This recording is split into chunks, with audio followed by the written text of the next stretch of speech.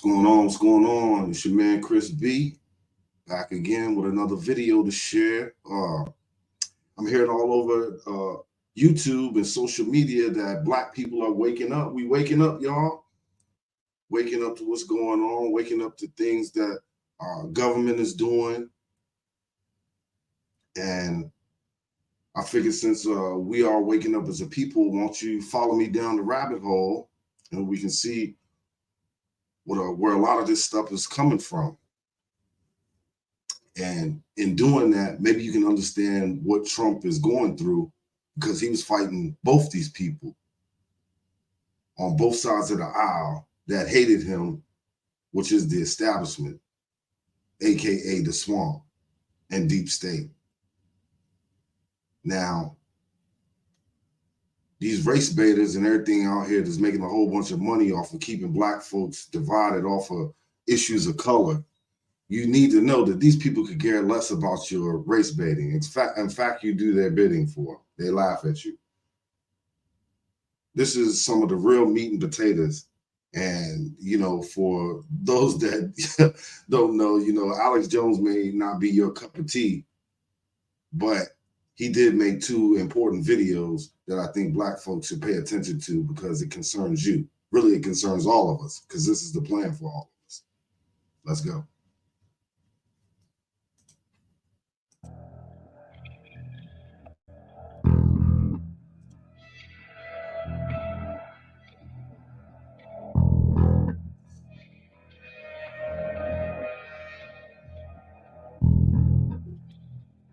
I appeared before the Congressional Committee to tell what I knew of activities which might lead to an attempt to set up a fascist dictatorship.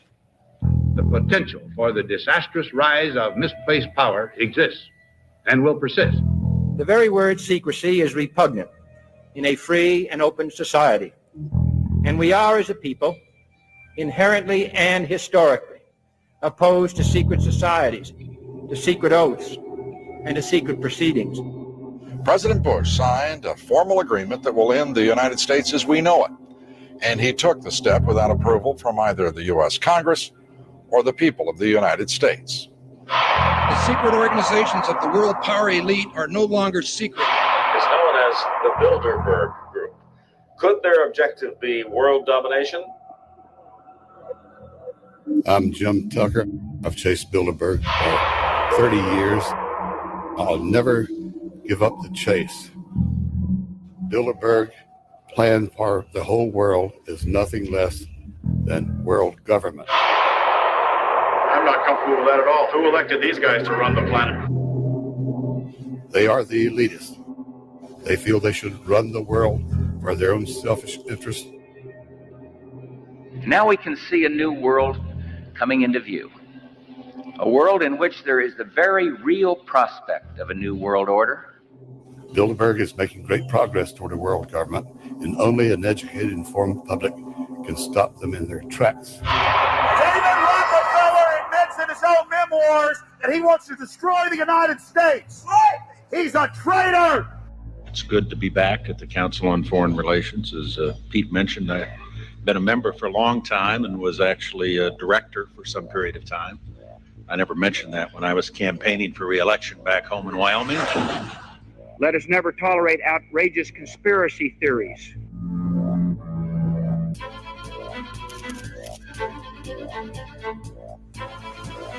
I need you to move off the property, please. Some shots were fired.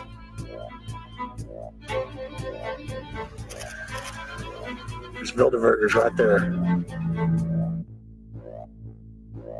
The Trans-Texas Corridor is a vital part because we stop here in Texas. We stop the new world order right here in Texas. This thing started here.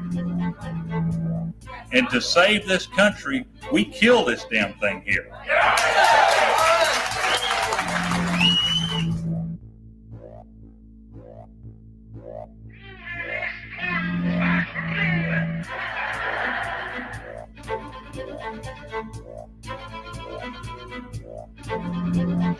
There is a chance for the President of the United States to carry out a phrase his father used, and that is a new world order. Your new world order will will fall. Humanity will defeat you. The answer to 1984 is 1776.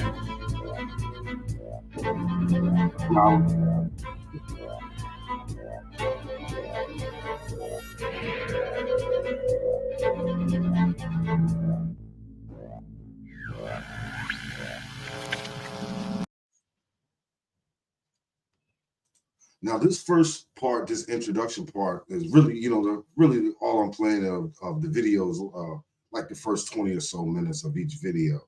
But this first part on the vision of these globalists is what I want y'all to pay attention to, because it's really, something crazy to where this is really what they think, and this is really what they want for us. And it's something that we should really pay attention to and be aware of.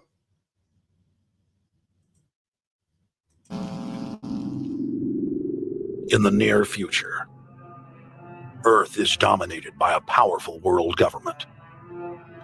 Once free nations are slaves to the will of a tiny elite.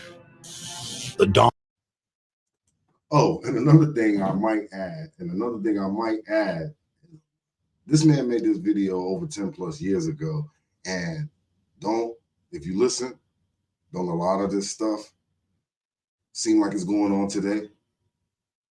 Wow. Dawn of a new dark age is upon mankind. Countries are a thing of the past.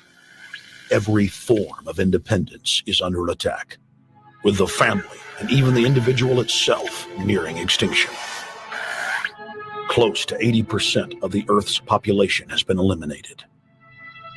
The remnants of a once free humanity are forced to live within highly controlled, compact, prison-like cities. Travel is highly restricted. Superhighways connect the megacities and keep the population from entering into unauthorized zones. No human activity is private. AI supercomputers chronicle and categorize every action. A prison planet dominated by a ruthless gang of control freaks whose power can never be challenged. This is the vision of the global elite, their goal. A program of total dehumanization where the science of tyranny is law. A worldwide control grid designed to ensure the overlord's monopoly of power forever. Our species will be condemned to this nightmare future unless the masses are awakened to the New World Order master plan and mobilized to defeat it. Erected by a secretive group, the Georgia Guidestones are a testament to the elite's plan for a world religion. Okay, my peoples out in Georgia, what is really good with this? Now, this thing been in Georgia and it's still there. And the background of it is very sketchy, like very secretive, hush hush, like you can't know about it. What is going on? Global laws with a global court and army to enforce it. And set in stone, it is written that the population never rise above 500 million.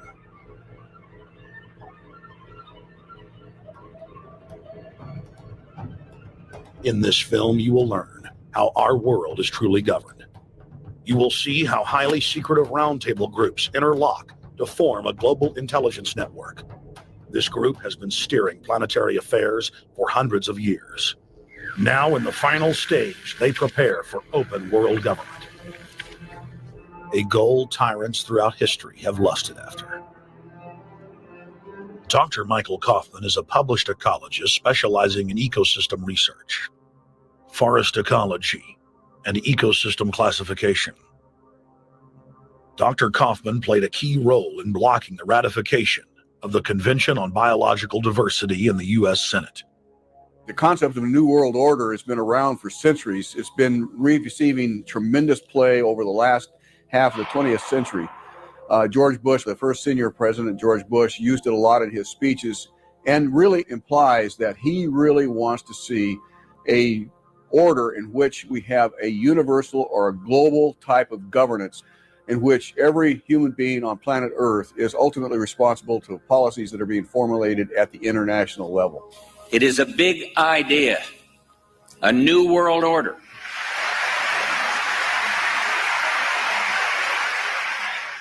President Bush said, look, the people cheer for it, applaud for it, roar for it. It's crazy, man. It's crazy. Look at this guy. They hate Donald Trump. You know what I'm saying? He ran for president a few times and couldn't even get the nomination. So, you know, when Trump ran and won, and he was 1-1 at the time, you know, 1-0. He 1-1 now. He was 1-0, 1-0. These guys hated him and his son. But he was back then letting people know about the New World Order and some of the criminal elements in our government. So I do give him props for that. But not the courage to do what Trump did is to go up against him. that the New World Order was in tune, and that's what they were working for. The UN is part of that government. They're working right now very significantly for a North American Union. That's why there's a lot of people in Washington that don't care too much about our borders. They have a philosophical belief that national sovereignty is not important. It's also the reason I have made very strong suggestion that we need not be in the United Nations for our national security. It's really always the same. You go back throughout all of history, the Roman Empire, the Soviet Union, Hitler during... Makes a lot of sense about open borders, right? Makes a lot of sense why they don't seem to mind about open borders. If they really don't care about our national sovereignty.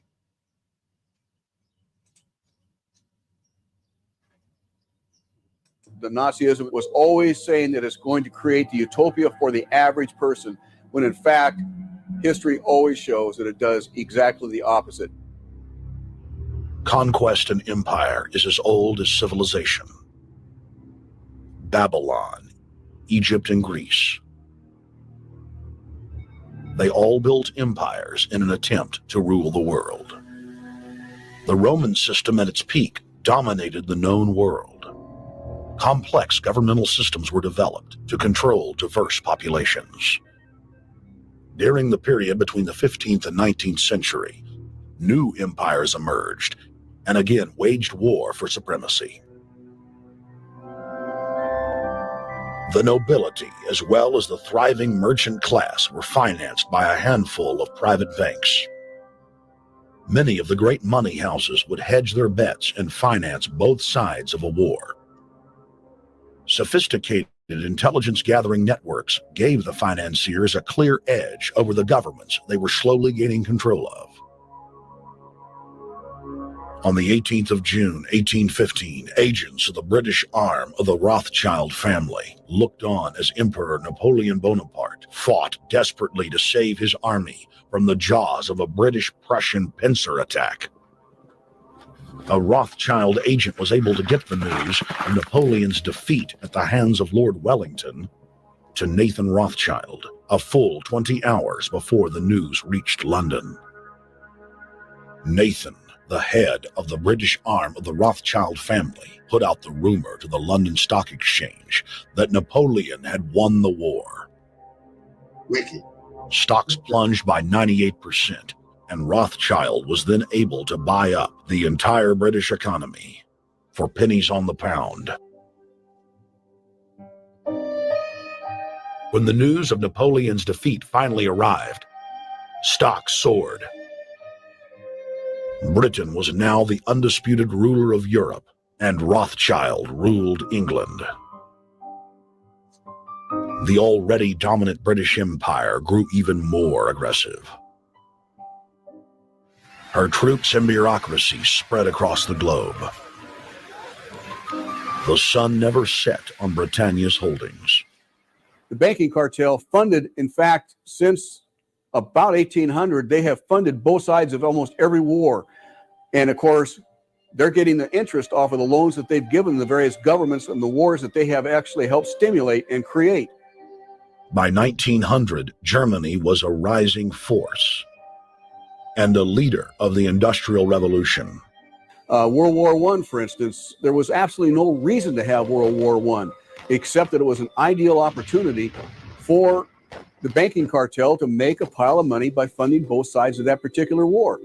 On June 28, 1914, the heir to the Austrian-Hungarian throne, Archduke Franz Ferdinand, was assassinated while traveling in a motorcade.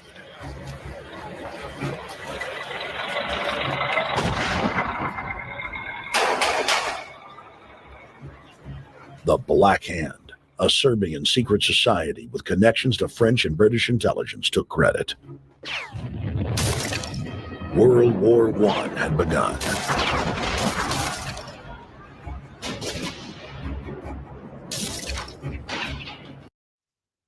You see the finesse game, y'all? You see the finesse game? These bankers fund both sides of the war because they're going to make a boatload of money and then use the interest off of that money that they give these governments to buy influence over the governments. Wicked.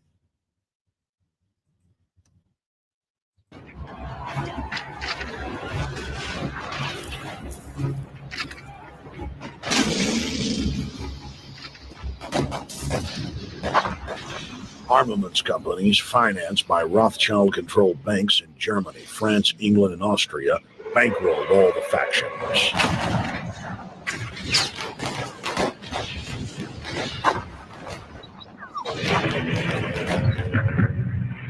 At least 20 million were killed in the war. It was a conflict so terrible the people vowed to never fight again. They dubbed it the war to end all wars. Question is, why did they want war? Well, first of all, is money and power. But secondly, they wanted to create the League of Nations. They had this in their plans all along, and as a consequence, once the war was over or about to be over, they began to formulate this idea of a League of Nations, so this would never ever happen again. Hundreds of years of practice made the British experts at hiding their empire behind puppet governments and councils. In the name of stopping all future conflicts, they proposed that countries would join a League of Nations. Their true intention was for the League to serve as a framework for world government. President Woodrow Wilson, who had spearheaded the establishment of the private Federal Reserve System in the United States in 1913, strongly supported the establishment of the League of Nations. Woodrow Wilson was a very naive president. He was basically a college professor that was grafted into this whole system. The League convened in Paris in 1919, but many nations recognized it as a threat to their sovereignty and refused to join. Frustrated by the U.S. Congress blocking the League of Nations, British intelligence, with the help of the Rockefeller family, set up the Council on Foreign Relations in New York City in 1921. The council recruited the best and brightest of American life to support the growth of the Anglo-American Empire. The CFR's stated mission is to abolish all nation-states in favor of an all-powerful world government administered by a tiny elite. By 1930, the promoters of world government had split into two interlocking camps: the Fabian socialists centered in London, and the fascist based in Italy and Germany. National Socialism will use its own revolution for establishing a new world order. Adolf Hitler. Supporters of the fascists in the United States and England believed that the military should be used to quickly transform the world into a new world order. While the more sophisticated practitioners of globalism stated that incrementalism was the sure path to world domination. Incrementalism. Congressional Medal of Honor winner Major General Smedley Butler went public in 1934, exposing an attempt by the robber barons to launch a military overthrow of the United States. Now, this is 1934, well before I was born, and a lot of people in my family, my great-grandparents were still alive. Rest in peace. Love y'all. But 1934, these secret societies of people tried to overthrow a government. Way back then. That's crazy to me. The war hero testified to the McCormick-Dickstein Committee in Congress that some of the most powerful men in America had tried to recruit him to lead a military coup so they could set up National Socialism in the United States.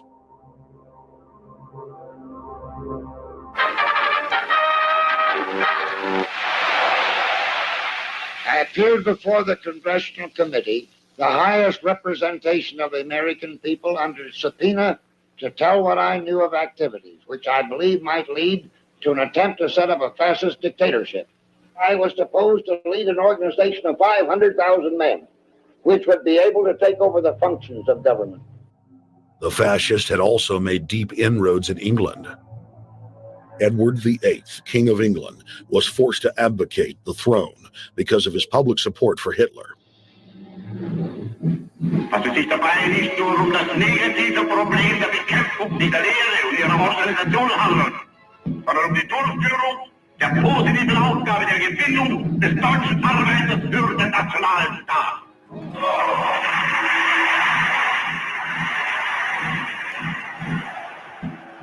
Though the German-led fascist camp was strong, the Fabian Socialist Bloc was able to maintain control of the US, Russia, and England.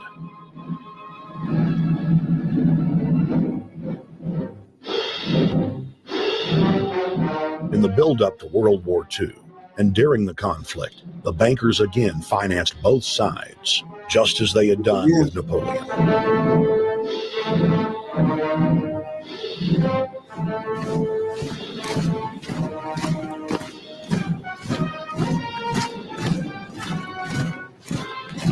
With the rise and fall of the Third Reich, Europe lay in ruins.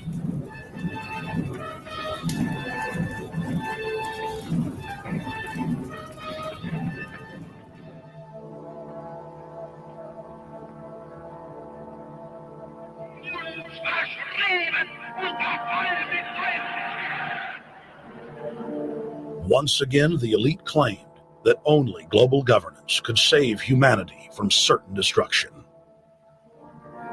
And this time, the elite would succeed in setting up their world body.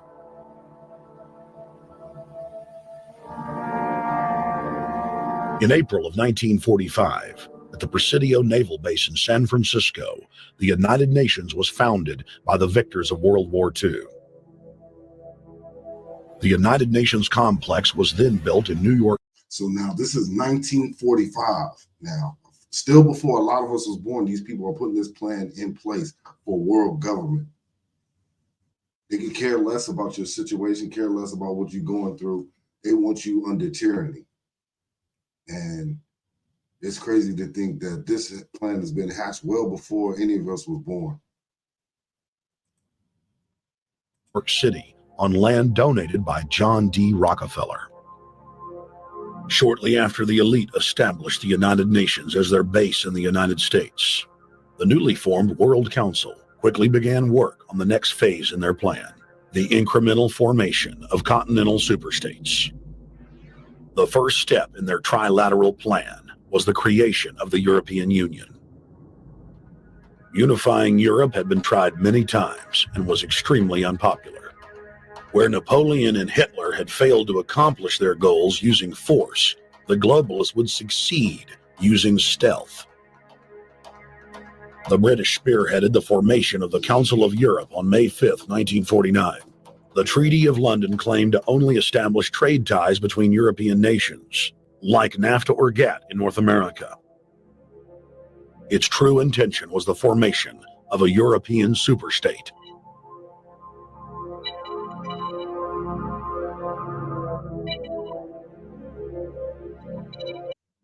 Now, a lot of this got to do with money and power. So, that's right at the center of everything.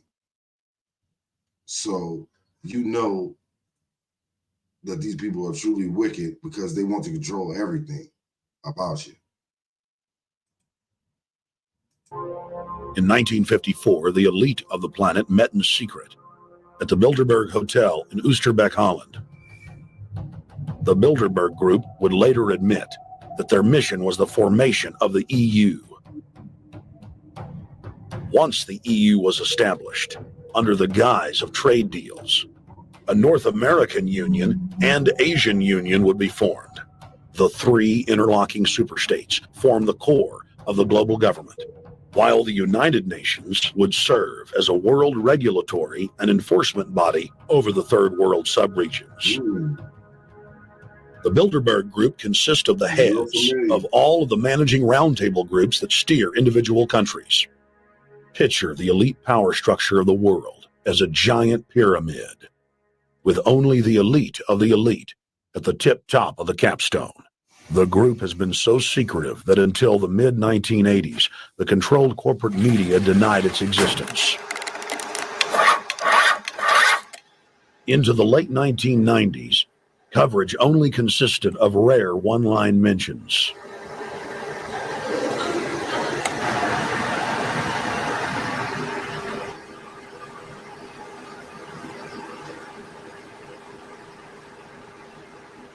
With the rise of the alternative media, their stranglehold on information has begun to slip. On the outskirts of the national capital today, black limousines with darkened windows converged on a hotel where private security guards imposed ironclad control.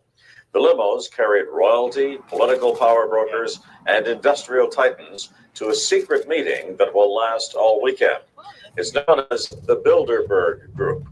Could their objective be world domination? Every 4 years, Bilderberg meets in North America, and in June of 2006, we decided to travel to Ottawa, the capital of Canada. The site of Bilderberg.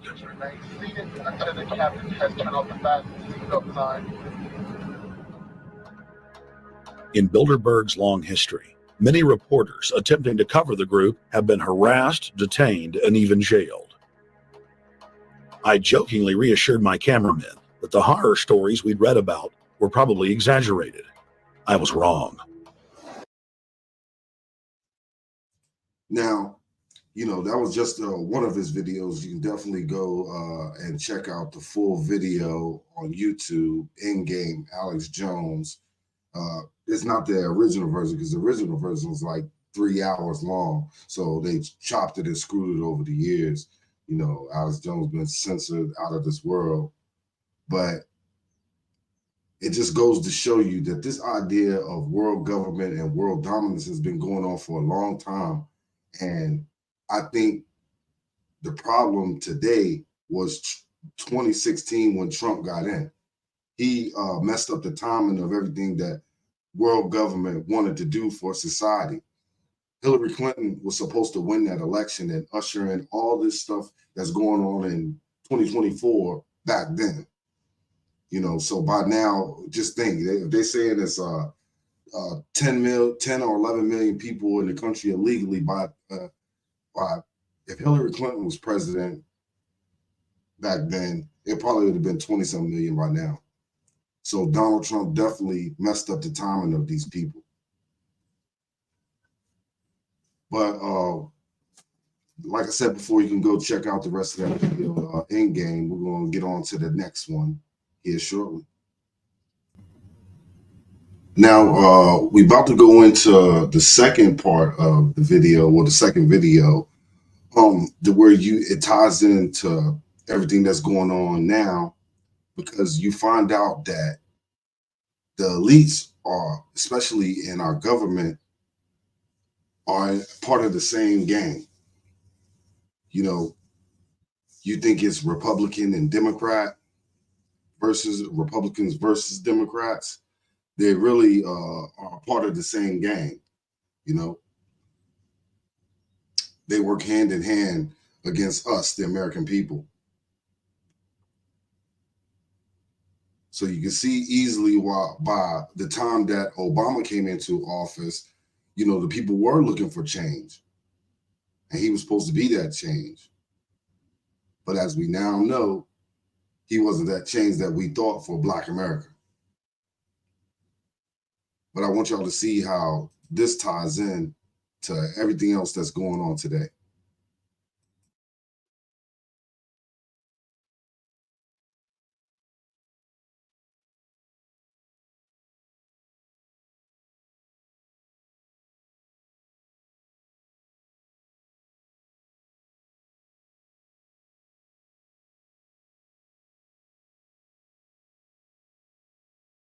born on Krypton and sent here to save the planet Earth.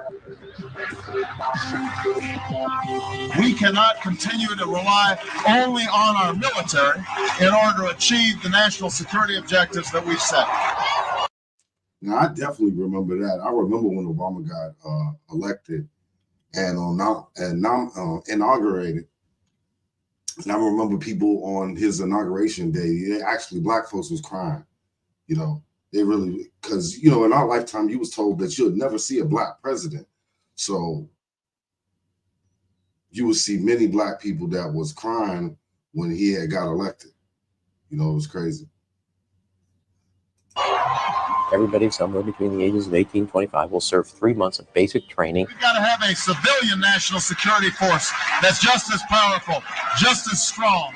Yes, we can. Obama's healthcare plan will include coverage of all essential medical services. Yes, we can. Obama is a cruel hoax. He works for Wall Street. He's an agent of finance capital. Where did you come up with the number $700 billion? Here's the Treasury spokeswoman's quote. It's not based on any particular data point. We just really wanted to come up with a really big number.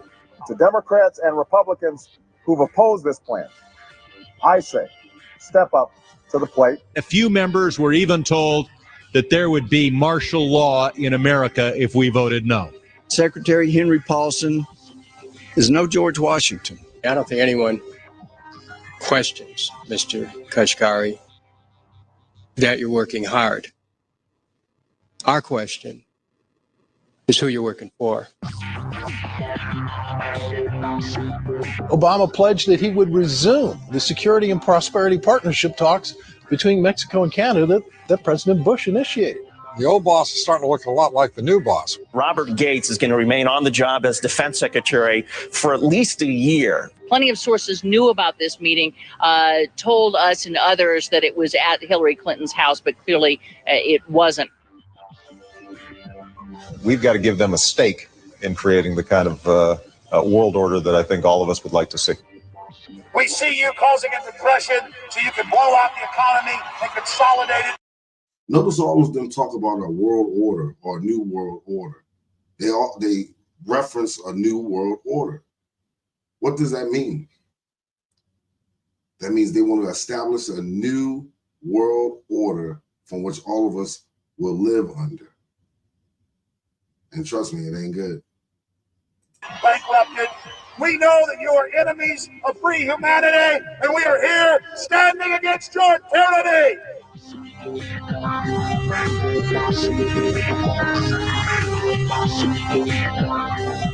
The Obama deception.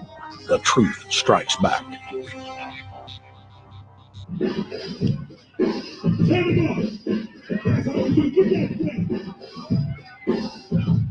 Barack is like the manager of Burger King. All presidents are, including Bush. It's like this. When your fries are cold, if your burger is not done right, you go back to Burger King, America, or your government, and you say, my burger's cold. I want new fries. First, you go to the cashier. That's the courts. You argue to the courts. The courts, if you can't get no justice with the cashier, you say, let me see the manager. I want to go to the Supreme Court. I want to see the president. The manager comes out. Hi, what can I do for you? Now, the manager can override the decisions of the cashier, but you never get to see the franchise owner of Burger King. If you really have a problem with your burger, you need to go see the franchise owner. We need to go to the top or to the bottom. We need to go to where the real architecture of government is. And it's not in a president. It's in a global scheme. Shout out to my boy KRS-One. Shout out to KRS-One from the old school hip hop. They kind of made him go away after he appeared in that Obama deception movie. You know, but Brother KRS-One was telling the truth. You know, it's a global scheme. And sometimes you don't get to see the franchise owner, AKA those who are not named. Who are these people?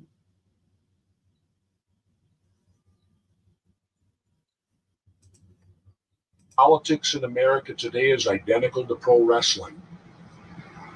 And what I mean by that is, in front of the cameras and the public, we all hate each other.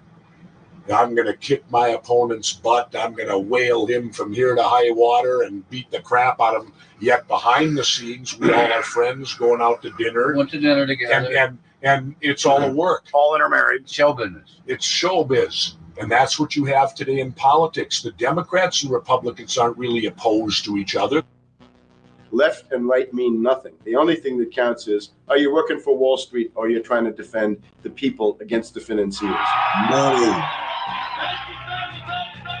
It's pretty obvious that there's some gigantic financial institutions that have been pulling the strings of politicians in this country for a long time. And there's the fact that we have it set up where they can donate millions of dollars to these guys' funds, these guys' campaigns. I mean, how do we not expect it all to go bad? America in 2009 was desperate for change. The past 8 years had been a disaster. Those weapons of mass destruction got to be somewhere.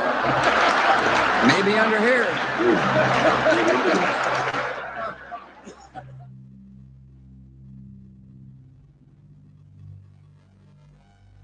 George W. Bush, who had claimed to be a conservative, had tripled the size of the federal government, shredded the Constitution. And that's another thing I wanted to talk about too. It seems like how before Trump, why do presidents get into office and it seems like they age at the speed of light? Hair get white, they look all old. I never seen anything like it except Trump. You know, it seems like he didn't age at all. But it lets you know that it has to be some kind of wicked kind of energy going on in Washington and in politics in general that zaps your energy from you. That wickedness, in my opinion.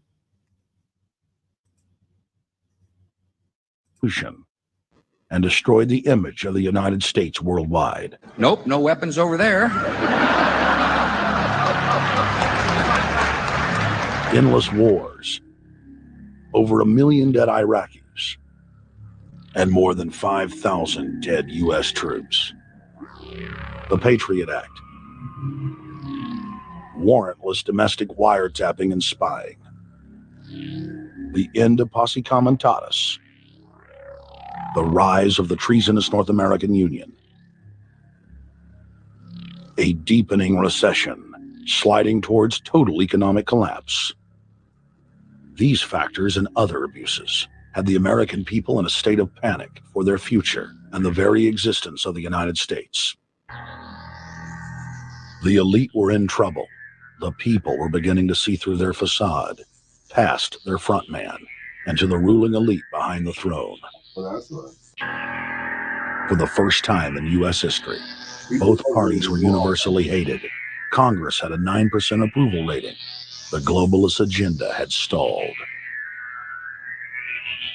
And then, onto the scene came a man who promised change. Change we could all believe in. Barack H. Obama promised to end the war and bring our troops home fast. He pledged to uphold the Constitution and to stop the federal government from spying on the American people. Candidate Obama told American workers that he was going to get them out of NAFTA and GATT. And he's already breaking those promises. In this film, we will prove that Obama says one thing and does another, and that he works for the very same elite interests that Bush served, the very interest engineering the financial collapse and formation of a dictatorial world government. This film is not about left or right. It is nonpartisan. Our past documentary films are among some of the most damning indictments of George W. Bush and his administration that have ever been made. If humanity has any hope of affecting real change for the better, it will not come from the Madison Avenue false reality making.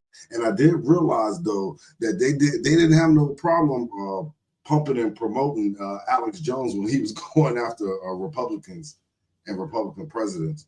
But he started having problems as soon as he started talking about Obama and the Democrats and what they was doing. But it goes to show you that it's part of the same crew. They're all definitely part of the same crew, you know. These people don't care what's going on with you and your family. It's only about the power and the money, of course, you know. But when you're looking at things on a geopolitical scale, you can see what they're trying to do, how they're trying to operate. You know, you can't control the masses except with certain things, with entertainment. You control them economically, definitely. Definitely, you can control them with the military. And these people seize all areas of power, then squeeze down on the people through taxes, through economic deprivation, through all sorts of things that they manufacture to keep you down and keep them forever up here. See, it's two types of super criminals too. See, a lot of people worry about crime, you know, the high crime areas and high crime. It's a thing called super criminals. These super criminals operate in the shadows. There's the ones that you make catch up the white criminal, white collar crime criminals. You know, these dudes that spend steal hundreds of millions of dollars, excuse me. You know, but these dudes operate in the shadows. And you may not see them like sort of like one of those whales that wash up on the shore. You don't see them until they're dead, or squids.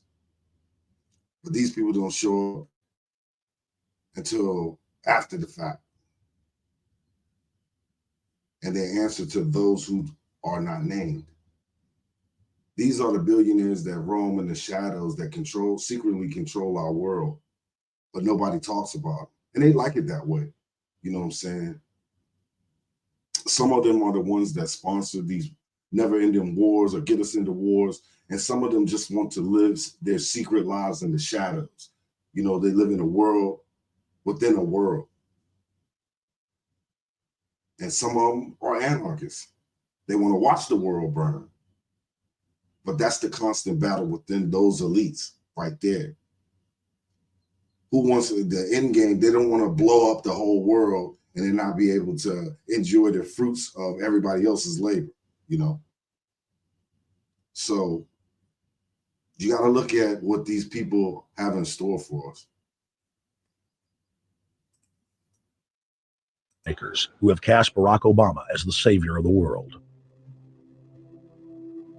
To alter our course from tyranny to liberty, to defeat the corrupt elite, we must get past the puppets and confront the real power structure of the planet. Now we can see a new world coming into view.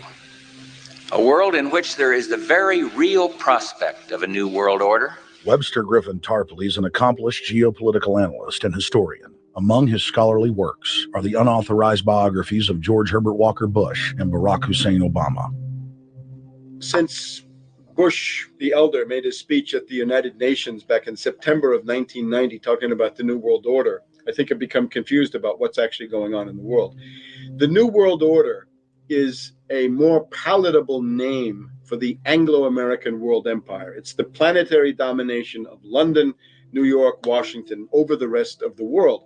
It's hard to get people to join that or think they have a part in it if you call it the Anglo-American world empire. If you call it the New World Order, then people in India or someplace like that or the European Union might think, well, there's something in that for us too. But that's not what it is. It's the...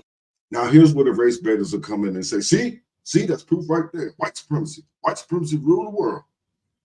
And that's true in a certain form of fashion, but they can't control everything and they're not the majority globally. So how can you deceive everybody into thinking that they are inferior? It's manipulation really at its finest. But these people, what they said after that was right. They wanted to dominate everybody, even their own. What a lot of these race baiters tend to forget about the real white supremacists is they are disgusted at their own too, at the bottom of the barrel. They'll throw them to the wolves quick, fast, and hurry. Only thing really that they can do for them, that's is multiply. But some of them will never get a seat at the elite table. And their skin is just as white as theirs. The Anglo-American New World Order. It's really the old world order. It's the British Empire morphing into the American Empire. The U.S. British World Empire is what you're going to get. Combines of powerful men have always battled with each other over the levers of power. Gerald Celente is recognized as one of the world's foremost trends forecasters and is the founder of the Trends Research Institute. People that are knowledgeable know that the fight that this country has been waging since its inception is for the central bankers not to take over the country. And that's why people like Andrew Jackson were elected. And that's why people revere people like Thomas Jefferson and others. I think definitely that has to do with a lot with the world changing is the institution of the banking system. Because before the banking system as we know it today was another form of currency and currencies and another form of the way we did business globally. And I believe that had given the rise of these, as they say, Anglo-Saxon New World Order people. Somewhere along the line when the world flipped and these people came into prominence, this is one of their tools that they use to control the world. The takeover's happened, and it's a corporate takeover. Agents of the Bank of England attempted to assassinate President Andrew Jackson on multiple occasions because of his resistance against a private central bank being set up in the United States. And it was something that Abraham Lincoln warned. And this is, by the way, why I believe he was assassinated. This is the Lincoln quote. The money powers prey upon the nation in times of peace and conspire against it in times of adversity. It is more despotic than monarchy, more insolent than autocracy, more selfish than bureaucracy. I see in the near future a crisis approaching that unnerves me and causes me to tremble for the safety of my country. Corporations have been enthroned. An era of corruption will follow, and the money power of the country will endeavor to prolong its reign by working upon the prejudices of the people until the wealth is aggregated in a few hands and the republic is destroyed. Wall Street has killed Main Street.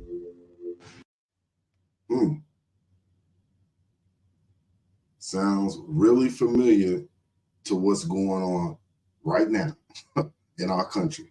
You know, it seems like they've always been trying to get rid of Main Street. Because Main Street, that's where America is.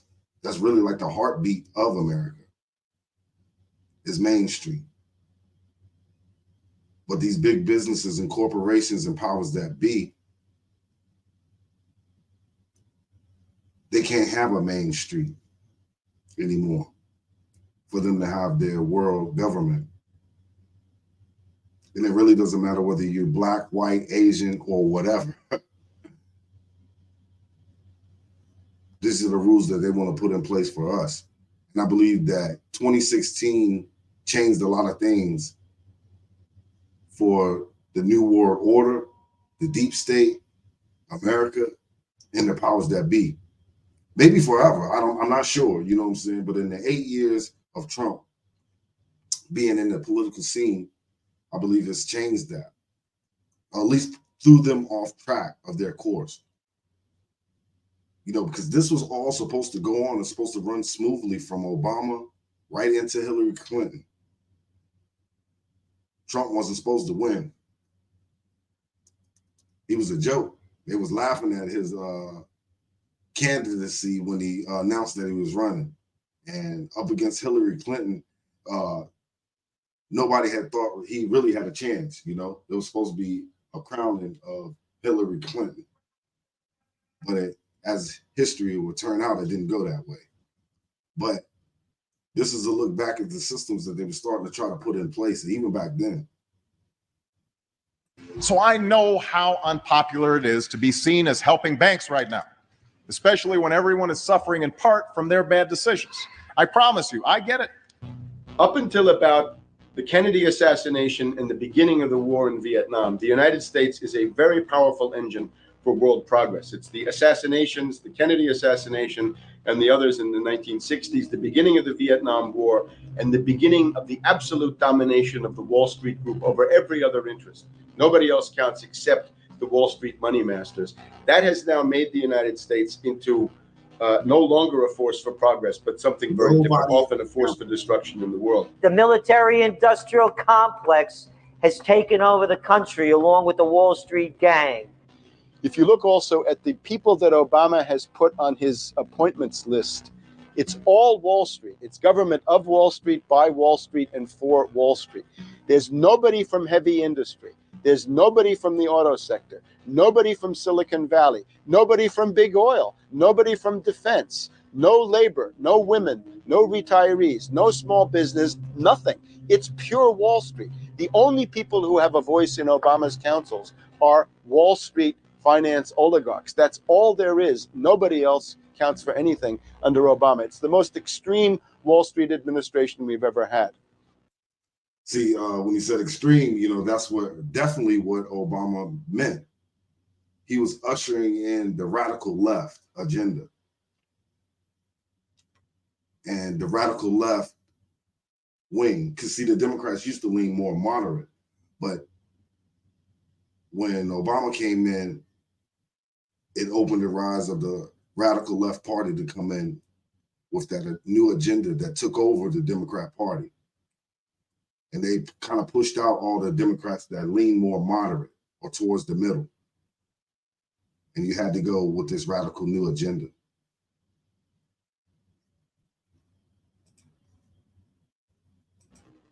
Before his death, President Woodrow Wilson apologized to the public, regretting that he had been deceived by a group of international bankers and the country's financial system had fallen into their iron grip via the Federal Reserve Act of 1913. Whether sought or unsought by the military-industrial complex, the potential for the disastrous rise of misplaced power exists and will persist. Dwight D. Eisenhower, he warned the people that the military-industrial complex was taking over the country. Only 3 years after leaving office, President Eisenhower's prophetic warning concerning the threat posed to our system of government by the military-industrial complex came to pass. President John F. Kennedy had enraged the entire elite network. Now, Kennedy was brought in as somebody who was expected to be a puppet. It was thought that his pro-Nazi father, Joseph P. Kennedy, the bootlegger, the speculator, would guarantee that Kennedy would be obedient to the establishment. They thought that Kennedy was a sex maniac who could be manipulated through all of this, but it turned out that through his personal suffering, Kennedy had discovered a personal sense of himself, which went beyond just being a puppet. And he began to think about things like economic recovery, world peace, having a space program, making deals with the Soviets, cutting the Federal Reserve down to size, and a whole series of other things. Exactly. See what I'm saying? That sounds definitely all familiar. I believe they thought they can control Donald Trump as well. You know what I'm saying? The things that Kennedy was talking about, don't that sound reasonable, y'all? Don't that sound like something you could get behind? But there's these people always behind the scenes that's pushing against that. And look what they did to Kennedy. Executive Order number 11110, signed by President Kennedy, began the process of abolishing the private Federal Reserve. Kennedy was also pushing for real civil rights reform and had begun the process of pulling the troops out of Vietnam. The last time you had an actual president was Kennedy. The oligarchs took swift and decisive action. When John Kennedy attempted to take the government back from the robber barons, he was brutally murdered. The message to future U.S. presidents and leaders across the world was clear: do as you're told or die. John Fitzgerald Kennedy was the last true president of the United States. That's cold-blooded right there. That's cold-blooded right there. Do what you're told or die. And they really did believe that. And I really do believe that until Trump came along. I believe JFK was probably the last president that wasn't a puppet. You know, as great as people say Ronald Reagan was, you know, they put a bullet in him and he played ball. You know, so these people mean business. So that's why you, in a way, you have to admire what Trump is doing, going up against these gangsters, as you would call it. That's some gangster stuff right there, taking out a president and try to take out another one. You know, the man in the arena. How many of us would want to be that man that's in the arena? Being the chief commander of the United States of America. Being the ones that makes the decisions. And all the while you're doing that, while you're running the country, you have to fight unseen forces that come along that try to push your will to do their will and not the people's will. And if you don't,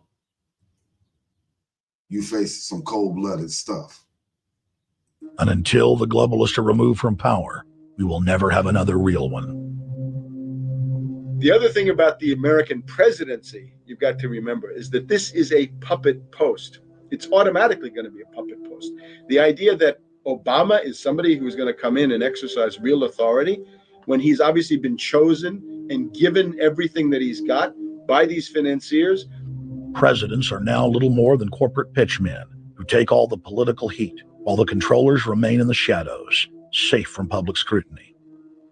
Hip-hop icon KRS-One is not just known for selling millions of albums. He has led a tireless crusade against youth violence and has been a strong voice for human rights. If they controlled it before, what makes you think they're not controlling it now? The country was on a verge of revolution. They threw a black man up. Now we like this. They give him the money, they give him the bundling, they give him vote fraud, they give him the media whores, they give him goons. They even have elected officials making threats to put people in jail if they criticize Obama in public. All of this is the mark of a puppet. And that means that he is a puppet, actually more of a puppet than anybody else, more of a puppet than Mrs. Clinton would have been, even more of a puppet than McCain. He's the maximum puppet that we've had, certainly since Jimmy Carter. They put a black face on the New World Order, and now we all happy. KRS ain't buying it. In the real executive power structure, the president serves the military-industrial complex, itself owned by the international bankers.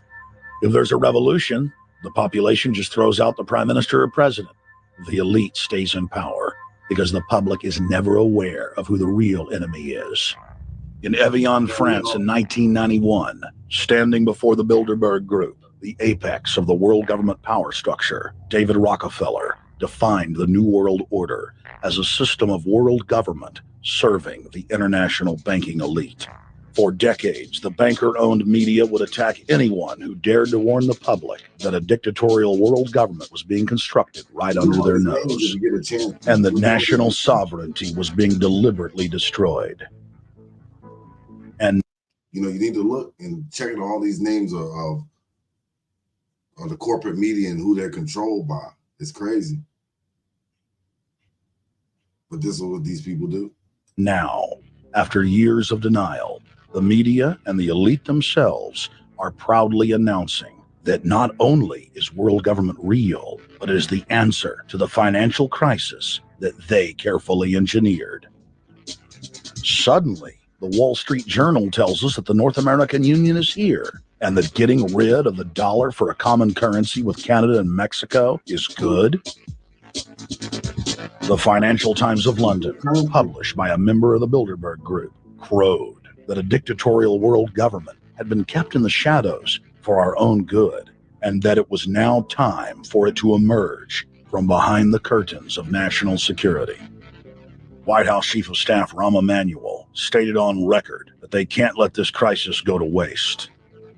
You never want a serious crisis to go to waste. And what I mean by that, it's an opportunity to do things that you think you could not do before. And Henry Kissinger, who gave Barack Obama his first job out of college, told national television that the economic collapse was a great opportunity. How did that happen? How did that happen? That Henry Kissinger, a man that's been as close to the elites as possible as you could possibly get, he happens to give you your first job out of college. Coincidence? Or did they have their particular eye on a person? I'll let you decide. To bring in the New World Order. He went on to say that Barack Obama was the perfect person to sell it to the world. But he can give a new impetus to American foreign policy, partly because the reception of him is so extraordinary around the world. I think his task will be to develop an overall strategy for America in this period when really a new world order can be created. It's a great opportunity. It isn't just a crisis. In June of 2006, our team traveled to Ottawa, Canada, to gather intelligence on the shadow government's agenda for the coming years. I think that's the Queen. Investigative journalist and best-selling author Daniel Estulin had been tracking the Bilderberg Group for more than 16 years. His moles inside Bilderberg informed him that the elite were planning to first run the price of gas up to $150 a barrel, unimaginable in 2006. He also reported that after suckering the middle class back into the stock market, the group was going to implode the subprime mortgage market and destroy public confidence. Well, one of the things that we're getting from this morning's conference, this morning conference was about the energy crisis, the price of oil. The afternoon conference, which started about 4 o'clock, 4:30, they were talking about one of the American delegates. I wasn't told who exactly it was talking about the the concern that the American citizens have had with the housing prices going down, so they're not investing that money. So what they needed to do is they needed to create the illusion that everything is going well. So what they're going to do over the next year and a half is to bring the market back up to 1998, 1999 levels. They're going to get all the suckers to invest whatever little money they have left over, and that's when they're going to make the economy bottom drop out. They need to destroy the economy because as we're running out of oil, when people don't travel, at least that's what they're saying, when people don't travel, when people don't have money, they don't travel, they don't spend any money, which means you don't waste a lot of oil and natural gas. That's the afternoon. So how does this source, just ballpark, so you have the sources. Well, actually, there are two people who are members of the Bilderberg Club. It's actually members. They're members of the Bilderberg Club who for years and years and years have been going and participating in all the conversations. They've always been dead on, always. And last year, they said the oil prices are going to go up to 150. At the time, it was 39. It went up to 76, basically doubled. If it doubles again, it's going to be back to where these people say. They attack Iran, it will it? Year after year. Now, I just wanted to, I'm not going to play the whole video. I just wanted to show y'all this to see, let y'all know that it's bigger than race. It's bigger than black and white, in my opinion. These people are trying to wipe out humanity as we know it. And they've been continuing this type of sort of activities throughout the years before we was born into the here and now. So why it ties in to what we're going through now is look at inflation. Look at how the cost of everything is going up. Look how illegal immigration is affecting our cities and states. And all of this is a manufactured plan that's been put in place by the global elite to neutralize humanity. That's why it's very important for us as Black people and people in general to really look at our elected leaders and really do our homework. This starts locally, it really does. But enough of us has to be politically motivated. That don't mean you have to run for office, in my opinion. You don't have to run for office, but you can do your part to be politically aware and politically motivated to take action against the global elites. Because I really do believe, you know, if we can secure the elections, because they will steal it. Trust and believe that. They'll steal it. They'll steal it in the New York minute. But we have to mobilize politically and stop being stuck on stupid and staying in the dark. But I'm glad y'all came in and hung out with me to check this out. I hope y'all go in and check these videos out. It's Endgame by Alex Jones and the Obama Deception by Alex Jones.